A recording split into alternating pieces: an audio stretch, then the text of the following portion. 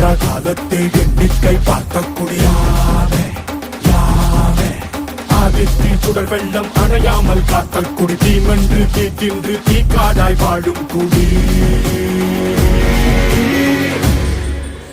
வா இரு தோள் எடுத்து வா குருவாள் எடுத்து வா ஒரு சூடுரைத்து வா வா வா இரு தோள் எடுத்து வா குருவாள் எடுத்து வா ஒரு சூடுரைத்து வா வா வா வா